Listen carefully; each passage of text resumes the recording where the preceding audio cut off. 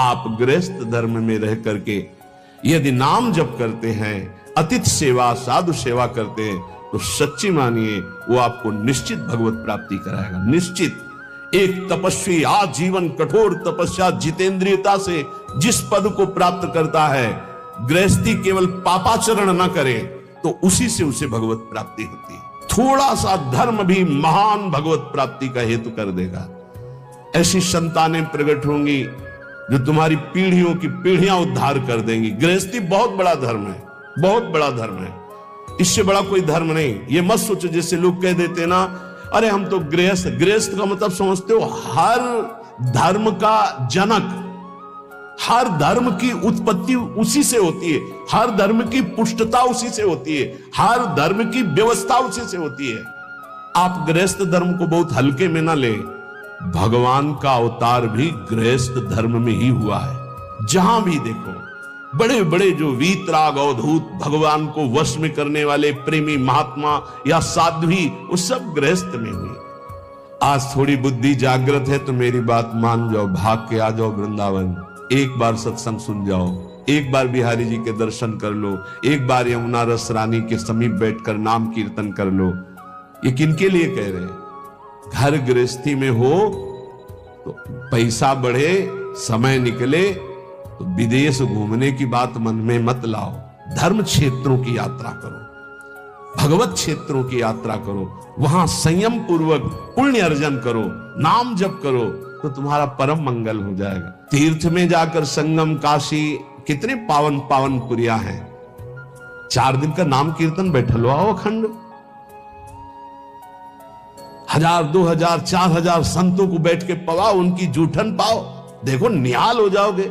अर्थ का प्रयोग करना भगवान के कृपा पात्रों को आता है। अर्थ का प्रयोग करना भगवान की कृपा पात्रों। शोधन धन्य प्रथम गति जाकी। भगवान के धामों में आकर नाम कीर्तन करो। हमारी बात मान लो, अगर कुछ भी अर्थ तुम्हारे पास ज्यादा है, 4 घंटे नाम कीर्तन बैठलवा दो। तुम नहीं कर सकते हो निरंतर नाम जप, तो ऐसे सहयोग बैठा लो, भजन करने वालों को सुविधा दे दो। श्रीमद् भागवत समर्थ है परम पद प्रदान करने के लिए। 7 दिन संस्कृत से पाठ करवा लो बैठा के। भगवान की महामहिम वांग्मय मूर्ति श्रीमद् भागवत है। सारे पाप भस्म करके श्री कृष्ण की प्राप्ति कराने में समर्थ है, कोई संशय। ये लाभ लो। धाम आ गए, यहां के पशु पक्षियों को, मान लो ज्यादा पैसा नहीं, 2-4 किलो चना लिए फुला दिए, पशु पक्षियों को पवार है, गाय को एक दिन चारा पवा, ये धर्म कार्य करो। बहुत बहुत बहुत धन्यवाद है जिनको गृहस्थी में रह के भजन करते हैं। यही शब्द श्री भगवान के हैं। देवर्षि नारद जी ने कहा, प्रभु धन्यवाद, गृहस्थी को जब मन काम आया तो पत्नी है, मोह आया तो पुत्र है, भोजन की है तो रसोई है, हर व्यवस्था है प्रभु। धन्यवाद तो उन विरक्तों को प्रभु देना है जिनको कई कई दिन भोजन नहीं मिलता, हर कष्ट सहते हुए, हर भोग वासना की जलन को सहते हुए आपके भजन में लगे।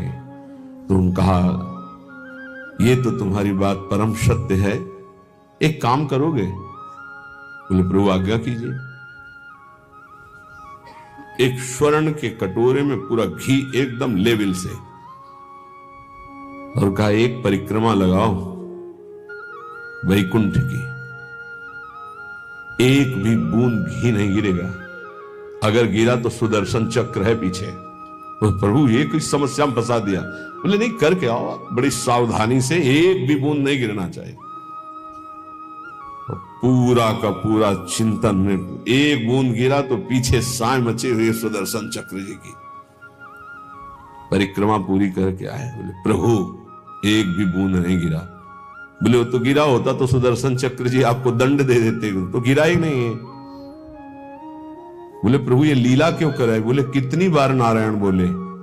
बोले नारायण बोले लेकिन सुदर्शन चक्र पीछे, एक बूंद घी न गिरे, आप नारायण की बात कह रहे हो? बोले हाँ, गृहस्थी में ऐसे लाखों कार्य हैं, तुम्हें एक कार्य दिया सावधानी से करने का तो तुम भूल गए। गृहस्थी में लाखों कार्य हैं, अगर उन लाखों कार्यों को करते हुए वो मेरा स्मरण करता है तो धन्य है उसका जीवन। सच्ची मानना। बड़े बड़े परमहंसों के माता पिता गृहस्थ ही हुए हैं। बड़े बड़े परमहंसों का उदर पोषण गृहस्थों से ही होता है। बड़े बड़े परमहंसों के शरीर का वस्त्र गृहस्थों से ही मिलता है।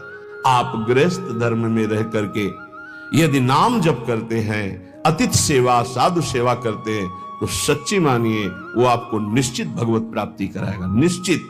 एक तपस्वी आजीवन कठोर तपस्या जितेंद्रियता से जिस पद को प्राप्त करता है, गृहस्थी केवल पापाचरण न करे तो उसी से उसे भगवत प्राप्ति होती है। गृहस्थी में थोड़ा सा भी धर्म महान उन्नति का कार्य कर सकता है। बस ये ध्यान रखे, इतना बुलावा है कि भजन नाम की कोई वृत्ति नहीं मिलती। कोई अगर भजन कर पा रहा है तो संतों की कृपा से।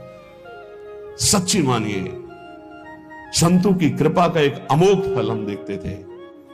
कभी का नहीं पड़ा था इस शरीर के जनक ने, कभी का नहीं पड़ा था। उनके गुरु पूज्य श्री स्वामी शारदा आश्रम सरस्वती जी महाराज आते थे तो उनका बिना पढ़े लिखे पशु होता है? न रामायण, न गीता, न भागवत, न नाम जप। क्या कम से कम अक्षर का ज्ञान करके कुछ तो धर्म शास्त्रों का स्वाध्याय करना चाहिए। ये बात बैठ गई। तो मास्टर से प्रार्थना की किसान होते हैं कि हमको कगारा और मात्राएं सिखा दो। तो रामायण और गीता पढ़ना सीख गए। हल जोतने जाते तो गीता, रामायण, गुरु की पादुका, गंगा जल, ये पादुका कैसा चरणामृत उतारते और रामायण और गीता जी करते। चाहे दिन के 12 बज गए हो 4 बजे से, फिर ये करने के बाद